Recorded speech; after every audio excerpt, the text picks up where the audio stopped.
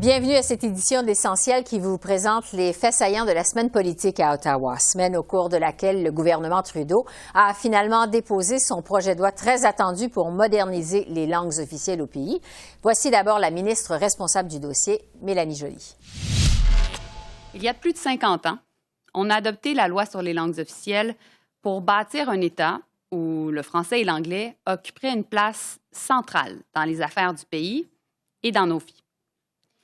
Mais beaucoup de choses ont changé en 50 ans. La mondialisation et le développement fulgurant du commerce international ont eu pour effet d'imposer certaines langues pour faciliter les échanges au-delà de nos frontières. Au même moment, les technologies numériques, les médias sociaux, les plateformes de diffusion de contenu favorisent trop souvent l'utilisation de l'anglais au détriment du français.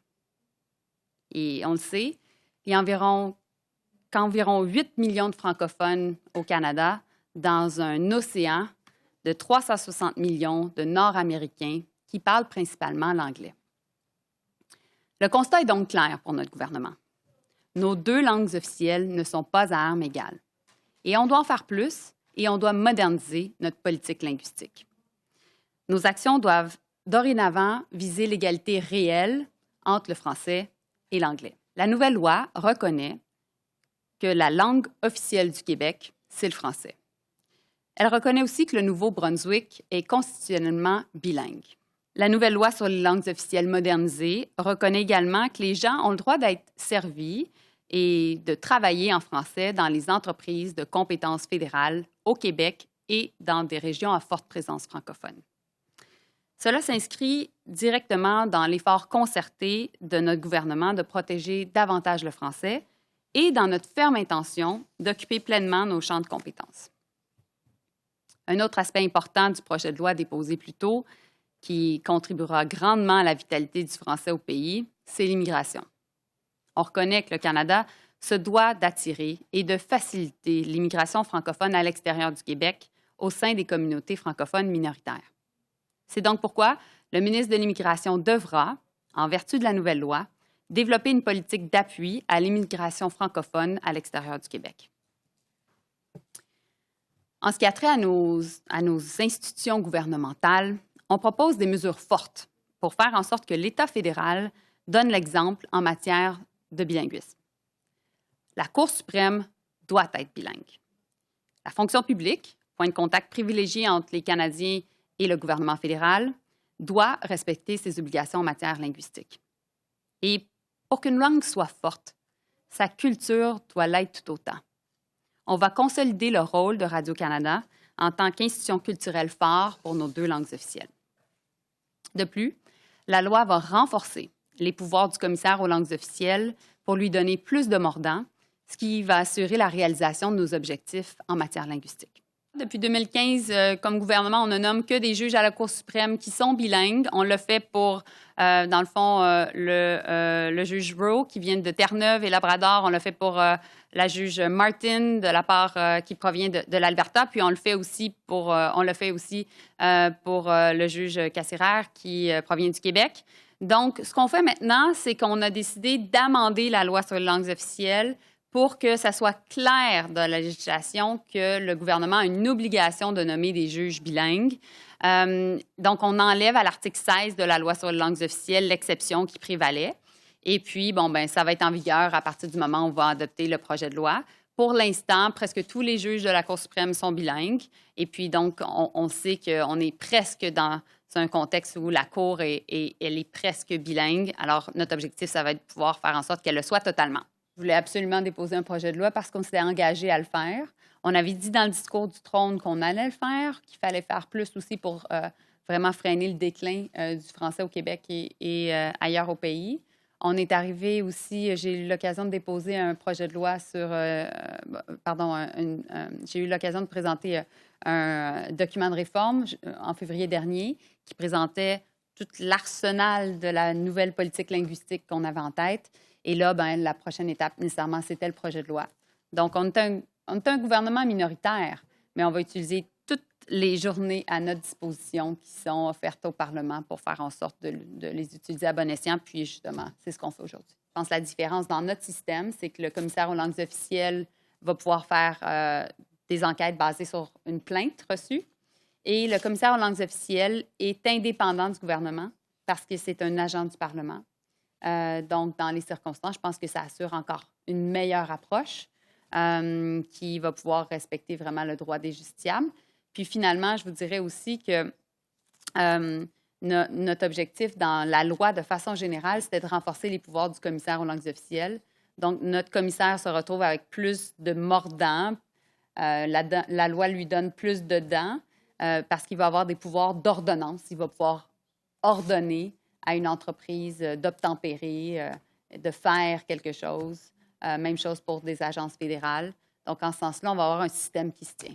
Vraiment, le but, c'est de pouvoir faire en sorte que les droits qui sont reconnus dans les deux lois, autant la loi 101 que, dans le fond, la loi sur les langues officielles, c'est-à-dire de travailler en français, d'être servi en français et pas discriminé parce qu'on est francophone, ait plein effet, puisse être complètement exercé.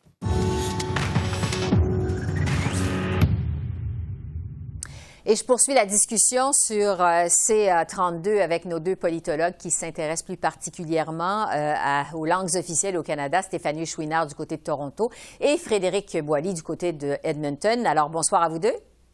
Bonsoir. Bonsoir.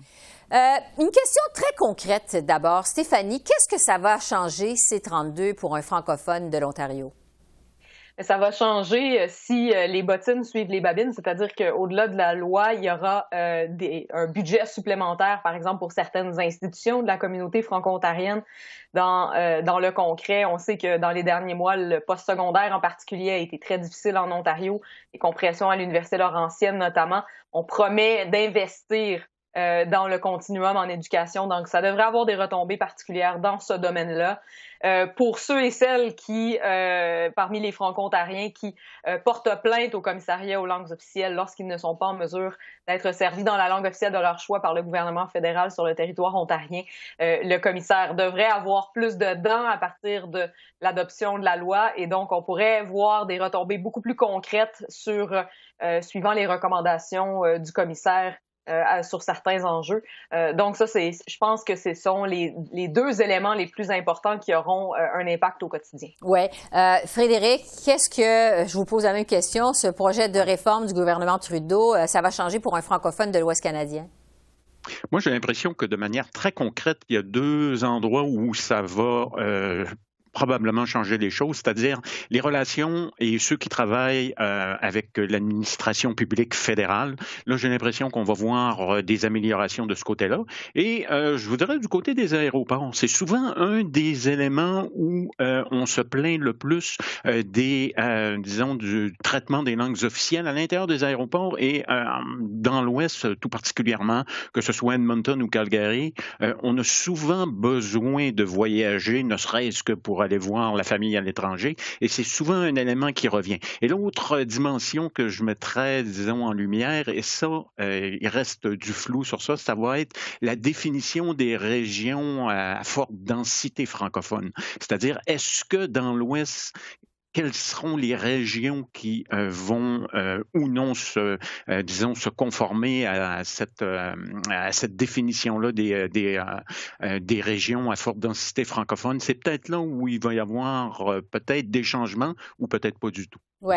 Sur l'esprit général maintenant de C32, on a parlé carrément d'un changement de philosophie politique au Canada en matière de langues officielles parce qu'on reconnaît que le français, finalement, n'est pas sur le même pied d'égalité que l'anglais au Canada.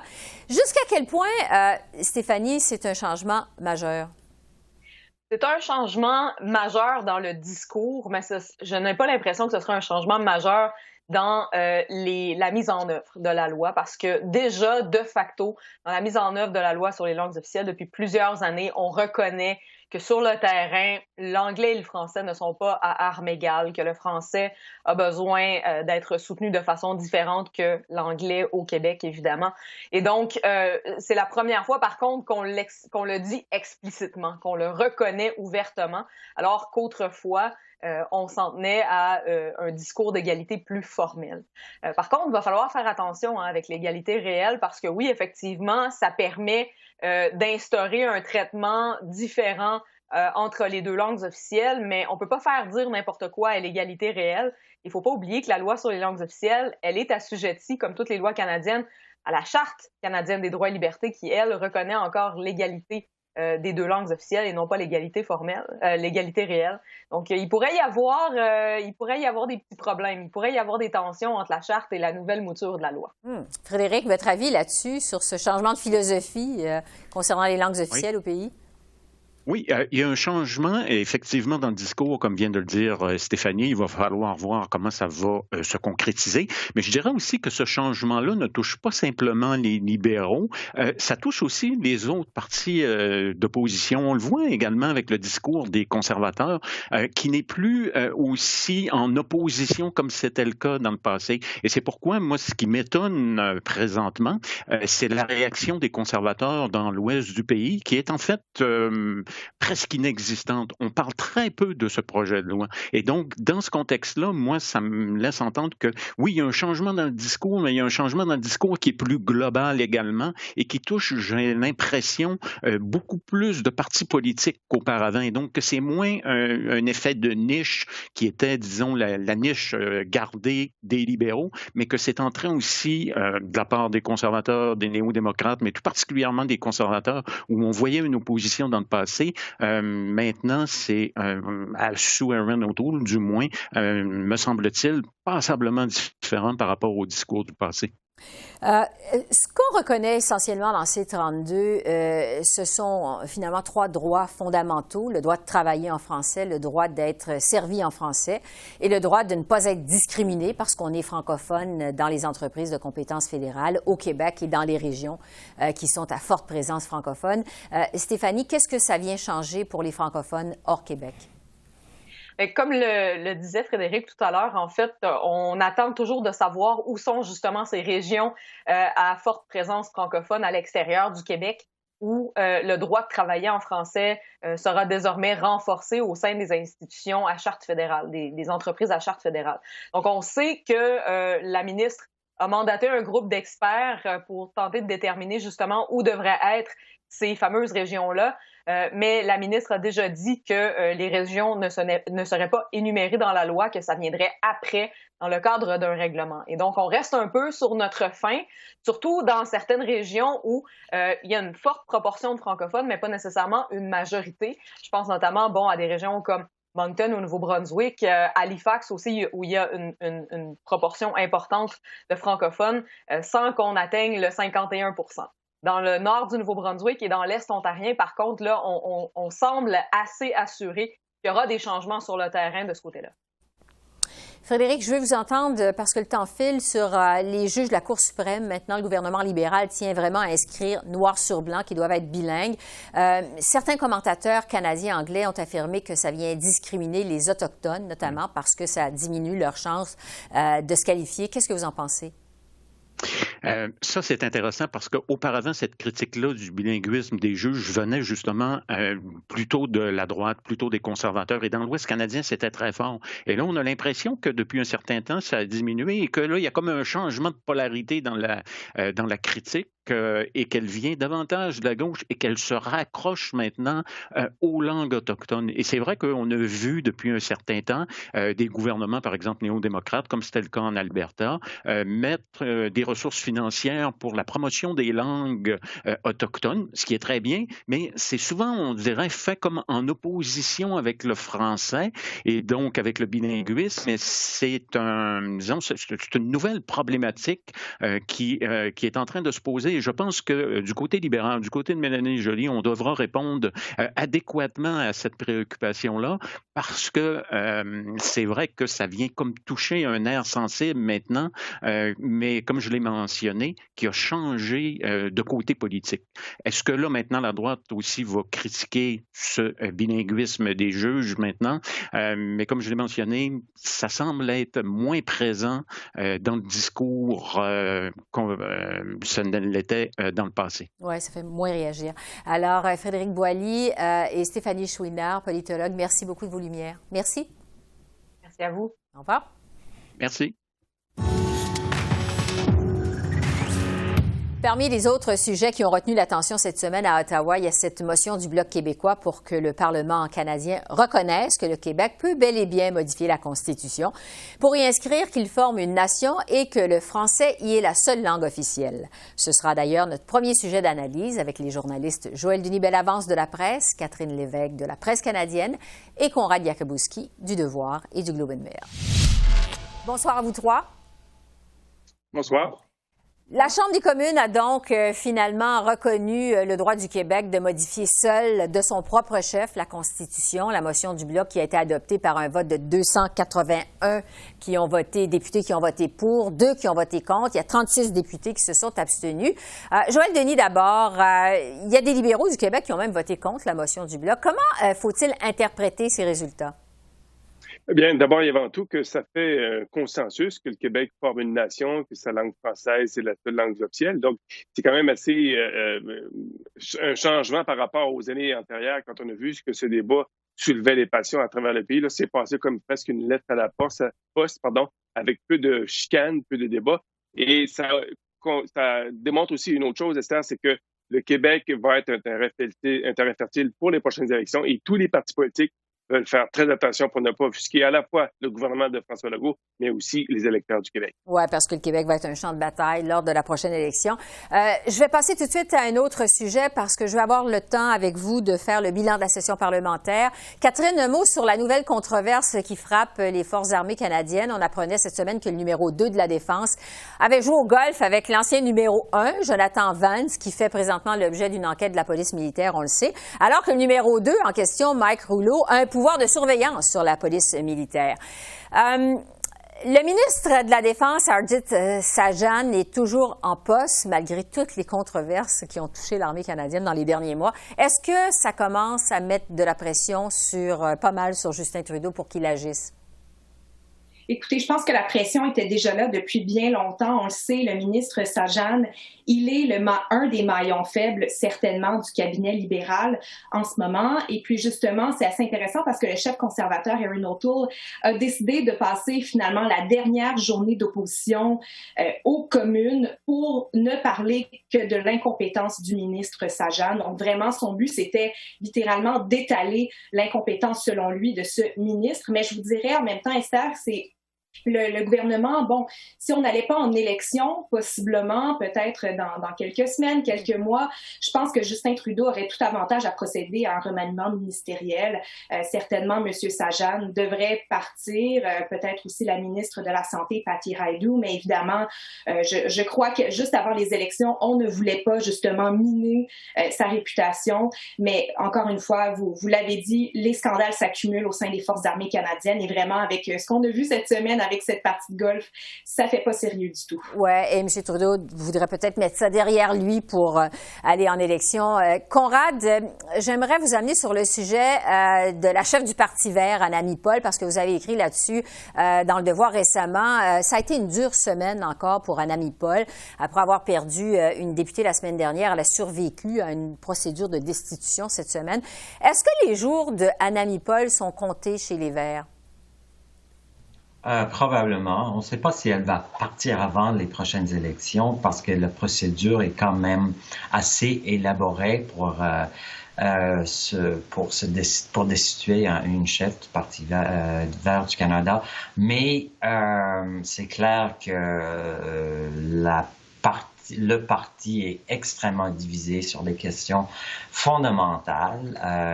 Et la direction dans laquelle Mme Paul mène le parti et aussi sa façon de gérer le parti. Ses relations avec les militants sont très, très, très tendues, on l'a vu cette semaine, et elle s'accroche à son poste.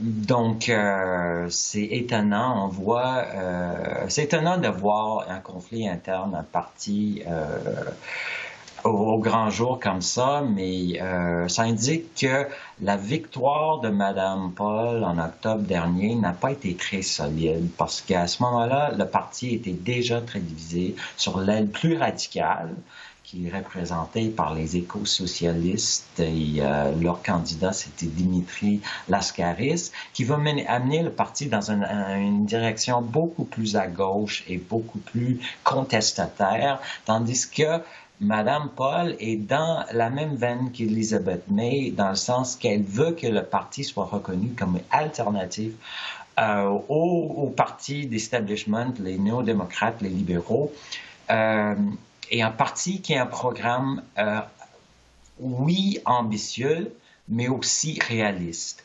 Malheureusement, c'est pas ça que les militants semblent vouloir. Donc, Mme Paul va essayer d'accrocher à sa poste peut-être jusqu'aux prochaines élections, mais il va y avoir un vote de leadership automatiquement, parce que c'est pas sûr, c'est sûr que les Verts vont pas gagner les prochaines élections, donc il y a un vote sur le leadership de Mme Paul. Alors, on verra ce que l'avenir réserve à Mme Paul. J'aimerais maintenant qu'on parle de bilan de cette session parlementaire qui se termine la semaine prochaine à Ottawa. C'est une session qui a été quand même assez tourmentée et qui pourrait mettre la table à des élections au pays à l'automne. Joël Denis, quels ont été pour vous les faits marquants de cette session parlementaire à Ottawa? Bien, évidemment, ça a encore été une session qui a été dominée par la COVID-19, la réaction du gouvernement, la campagne de vaccination. Rappelez-vous, au début de l'année, tout le monde critiquait la campagne de vaccination que menait le gouvernement Trudeau. Aujourd'hui, on parle de son succès à la place. Donc, c'est un changement de cap important pour les libéraux. Ils peuvent dire mission accomplie parce qu'essentiellement, on va atteindre l'objectif de vacciner l'ensemble de la population, environ 75 % de la population, avec 2 doses d'ici la fin août. Ça prépare le terrain à des campagnes électorales. Donc, ça, je voudrais, de ce côté-là, le gouvernement s'agrandit, mais sur le plan de la question des finances publiques, le gouvernement est encore très attaqué, très critiqué parce qu'il y a un budget qui est très lourdement déficitaire. Il n'y a pas de plan pour retour à l'équilibre budgétaire et je pense que ça risque d'être un boulet que va traîner le gouvernement Trudeau durant une éventuelle campagne. Maintenant, le ton, en général, j'ai senti que vers la fin de la session, le ton était très, très acrimonieux et je vous dirais ceci, Esther, il était heureux que la session ait lieu de façon hybride parce qu'à un moment donné, j'aurais cru que les gens se frapperaient sur la gueule tellement l'animosité était forte, notamment entre les conservateurs et les libéraux de Justin Trudeau. Bon, le virtuel a eu quand même un effet positif quelque part. Catherine, on dit souvent qu'un gouvernement en élection fait campagne non pas sur son bilan, mais plutôt sur ses promesses. Mais quand même, est-ce qu'il y a des enjeux qui ont dominé cette session parlementaire qui pourraient se retrouver dans la peut-être prochaine campagne électorale? Oui, tout à fait. Je pense en fait, le mot qui me vient à l'esprit quand je pense à la session qui va se terminer bientôt, c'est obstruction, parce que définitivement le gouvernement libéral avait beaucoup de promesses, beaucoup de projets de loi à l'étude, des promesses quand même assez importantes et malheureusement on se retrouve là à la fin de la session dans un goulot d'étranglement et on se rend compte là que bon nombre de ces projets de loi ne vont tout simplement pas être adoptés. Je pense entre autres au projet de loi sur les armes à feu, c'est certainement quelque chose qui va revenir en campagne électorale, mais aussi au projet de loi C10, cette réforme sur la radiodiffusion, débat excessivement acrimonieux justement entre les libéraux et les conservateurs.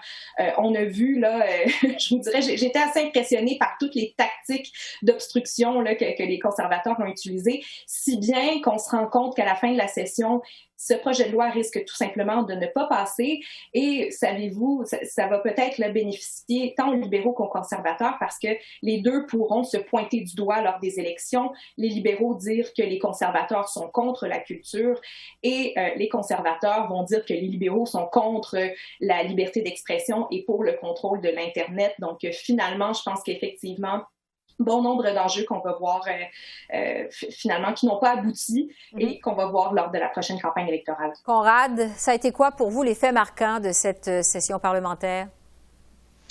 Ben, je pense pour le grand public, on ne retient pas grand-chose. Moi, ce qui m'a étonné, et peut-être parce qu'il n'y avait pas de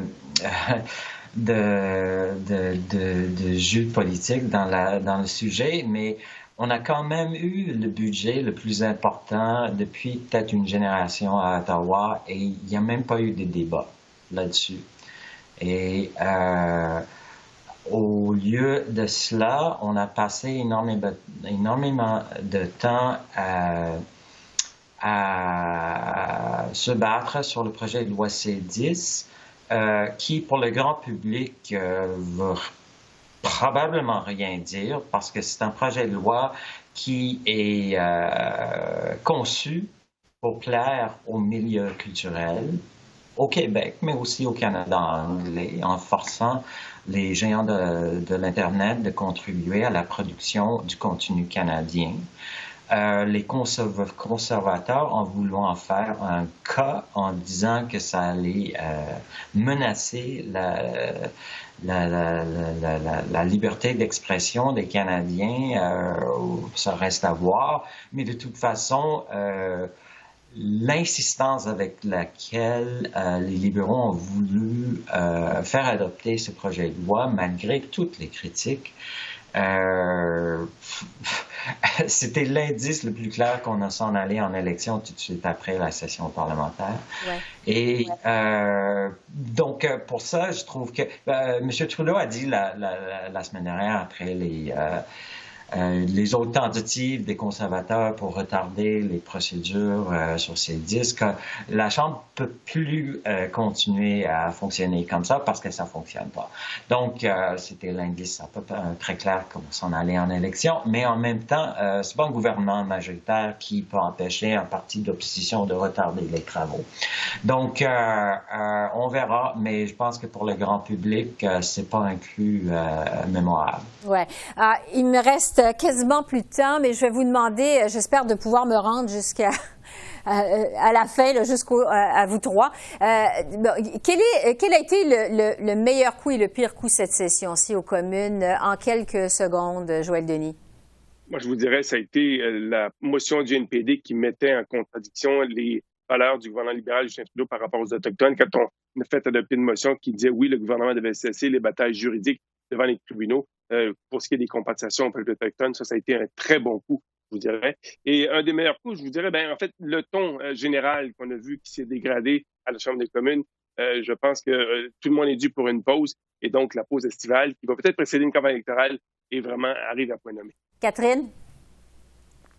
En termes de bons coups, je pense qu'on peut souligner quand même là, que Yves-François Blanchet et Jack Meeting ont su tirer leur épingle du jeu justement en s'affichant l'un comme le défenseur des intérêts du Québec et l'autre comme justement le défenseur de la veuve et de l'orphelin, justement. Jack Meeting qui a beaucoup d'empathie, qui a su user de ça. Donc, je pense que justement, ça les positionne dans une bonne position pour la campagne électorale. En termes de mauvais coups, écoutez, on a parlé des forces armées, mais je reviendrai quand même sur, disons, tous ces messages mixtes là, en termes de vaccination. Vraiment beaucoup de confusion, notamment de la part là, du comité sur l'immunisation. Je comprends que c'est pas tout à fait du gouvernement en tant que tel, mais vraiment, ça venait contredire Santé Canada. Bref, pour le public en général, ça a été vraiment... On a eu beaucoup de confusion en termes de recommandations pour les vaccins. Ouais. Et malheureusement, sur le plan de la communication, ça a été un désastre total dans les dernières semaines, les derniers mois. Conrad, je sais que je vous demande l'impossible, là, mais en quelques secondes, le meilleur coup et le pire coup de cette session parlementaire, selon vous?